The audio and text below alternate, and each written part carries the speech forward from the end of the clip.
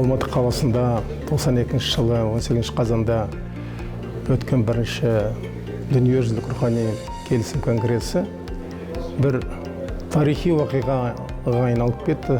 Әр жыл сайын осы 18 қазан айын ерекше қабылдап өткізіп, рухани келісім күні ретінде бүгін қарсы алып отырмыз. Бұл шынымен үлкен жетістік біздің еліміз үшін, өйткені біздің еліміз көп ұлттық, көп конфессиялық мемлекет болғаннан кейін біздің бірлігіміз, ол жалпы біздің тірлігіміз. 18 қазан күнгі рухани келісім күнімен шын жүрегімнен құттықтаймын.